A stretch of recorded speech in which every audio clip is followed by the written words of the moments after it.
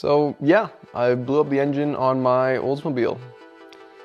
And if you've been following along for a while, you know that this is an engine that I rebuilt about 4 years ago. It's an Oldsmobile 403, and I have it in my Oldsmobile Delta 88. It's a 1981. So about 4 years ago I rebuilt it, and I've been driving around ever since, and put about, I don't know, probably about 10,000 kilometers on the car. Everything was fine, everything was working great, and then all of a sudden last spring I was driving around and completely lost oil pressure, and within about 30 seconds I was at about 2 to 5 psi. So pretty much I shut the car off at that point, double checked my reading with a different oil pressure gauge, and sure enough, yep, 2 to 5 psi. And then what I did is drain the oil, and it was glittery. So yeah, I knew I had blown it up, which is super unfortunate. I put a lot of time and work into it, but stuff like this happens, and now I have to figure out why. So this is going to be my winter project, is pretty much going through the engine again and seeing if I can save it. So I don't quite know what happened. It sounds to me like maybe I lost the oil pump. With stuff like this, it's kind of hard to tell if something else went first, contaminated the oil pump, and then I lost pressure, or the oil pump lost pressure and wrecked bearings. You know, it's kind of one of those chicken or the egg situations. So I knew I had to pull it out, and that's exactly what this video is. You get to watch me struggle to pull this engine out again in probably the worst way I could have, and in the freezing cold of October in Canada. So welcome back to SMC Garage. I hope you enjoy my pain and suffering, which is this video. This is part one of the series of just me pulling this thing out of my car.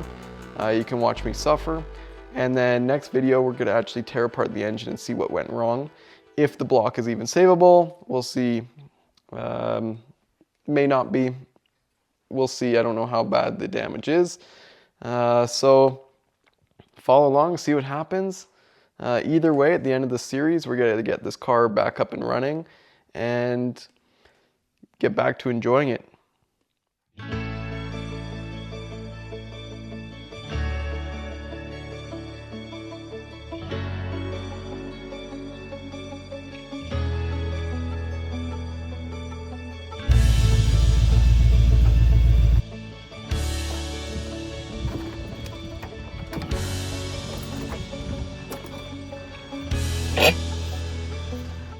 So now time to drain the temporary oil that I put in it just to move it 100 meters.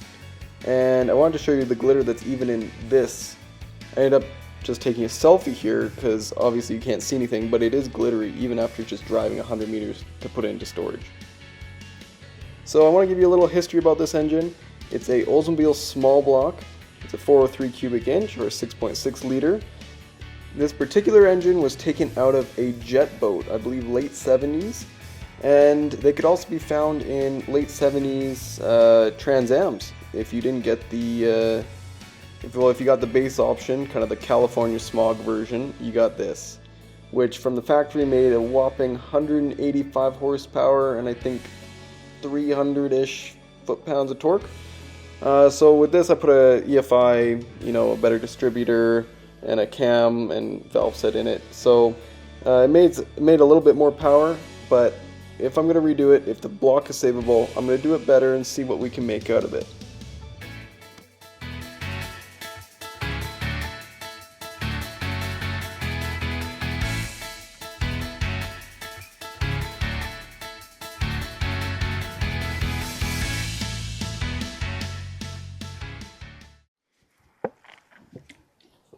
And I gotta set this up now. It's cold. I don't want to do it, but I gotta do it. Got the hood off earlier this morning. That sucked. It was cold. Now ready to pull this out.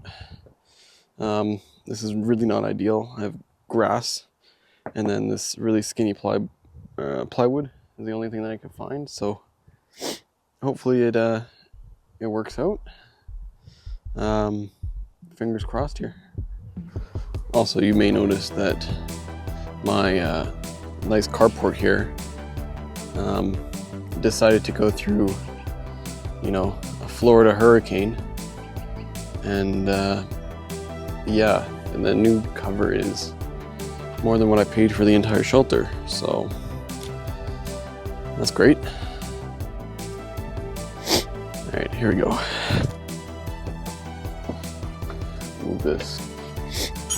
I have this thing now, which is life-changing compared to the weird hook and rope and whatever combo I used last time I pulled this stupid thing out. So that's really nice. Bolt that up somehow, probably just the bolts on the front of the head here. This is nice because this time I can tilt the engine up to the side and whatever. I've decided to just pull the engine itself this time. So hopefully that works. So it rained here last night and it got, everything got soaking wet, and then it got really cold overnight. So everything is like frozen wet rain. I'm gonna have to take this stupid dipstick off too, that I forgot. It's cold. So another way of doing it is getting one of those lifting plates that just hook onto the intake. But I have this stupid adapter to go from Quadrajet to the Holly type pattern here. So, and the screws for that are totally seized in there, and of course they're like Phillips screws, so junk. When they're seized with Phillips screws, I'll have to get it off eventually. Yeah, depending on what happens with this block, like if it's still good to use, I might go try to find a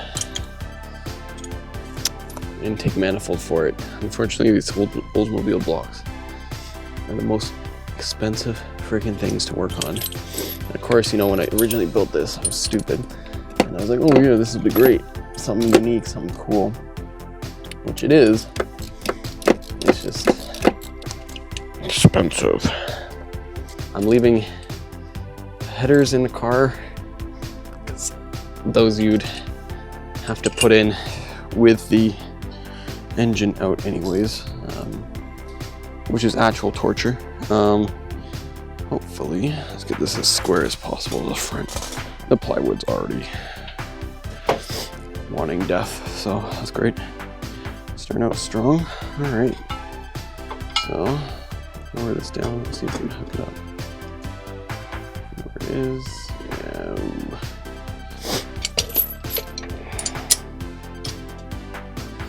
So, we're gonna have to take a little tension off this. And then I need to put the jack under the trans before that falls. We will start le jackage.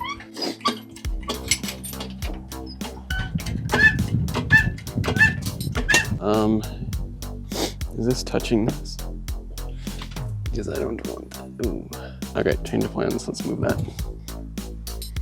So the fun part is actually going to be, once I do get this out, getting it in the truck is going to be very interesting. Let's see how that goes. I have to get it out of here, because obviously I'm not going to rebuild engine in a tent, a dirty tent with a hole in the top. I guess I need to turn this. Nothing's holding it in. What the hell is even that? Why is that like that? Why are you the way that you are?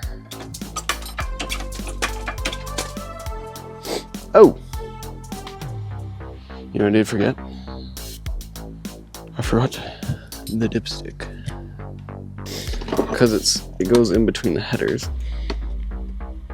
So, this was such a pain in the ass to get in. So, it's actual hell. But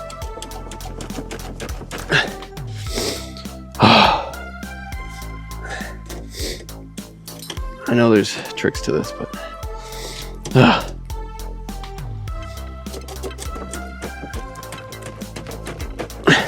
what do you want it for? I'm too old for this. Okay.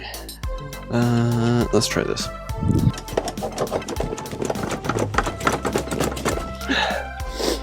How did I get this in here?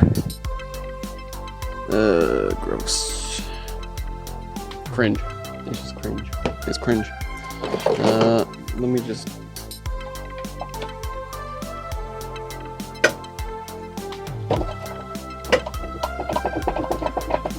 Alright, transmission is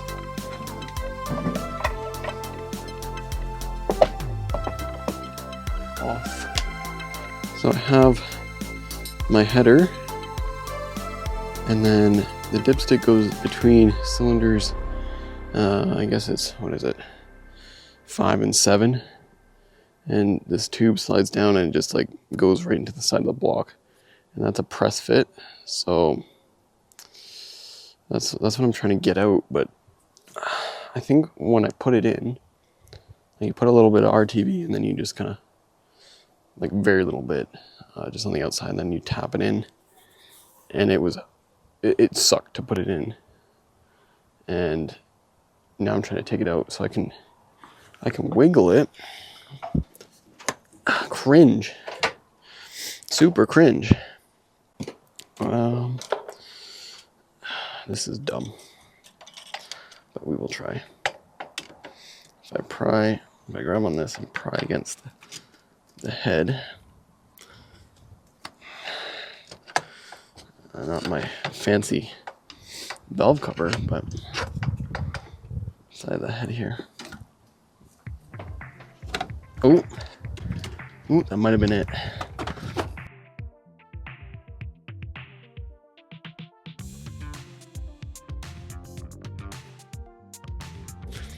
Oh my god. Look how freaking long this thing was. What the? That's how far it was in the pan.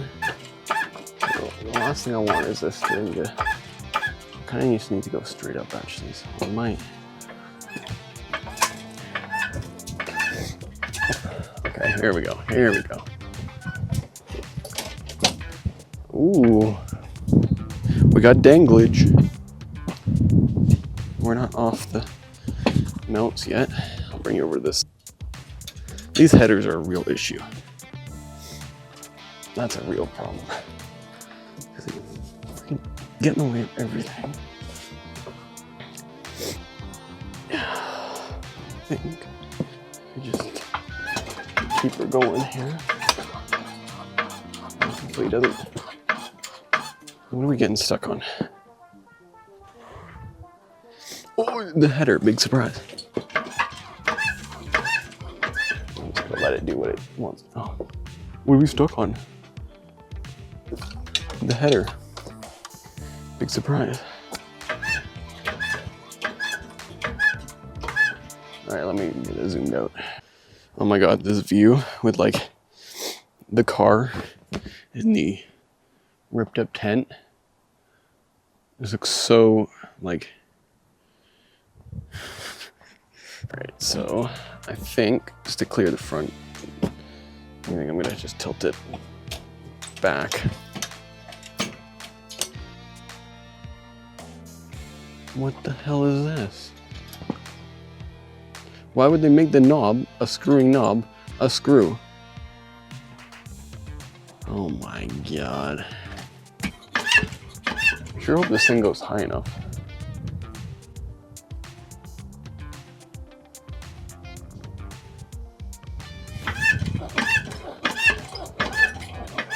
might be an issue.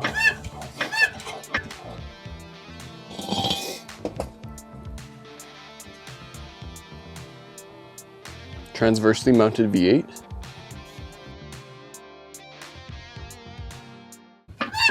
You know what might not be tall enough? This tent. Oh, I sure don't hope I don't put a hole in it.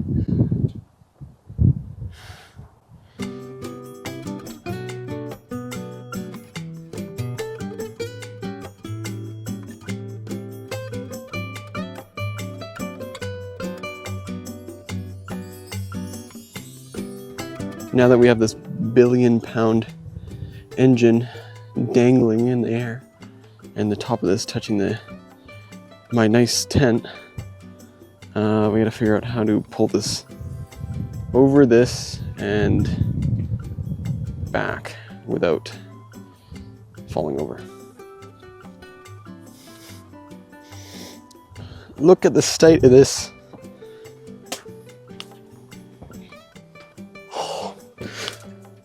Oh, this is cringe. This is really dumb. Because it's now dug holes. Okay, well, it's better than the grass. Will this clear? Yeah. That's not even working. Well, how did I? Okay.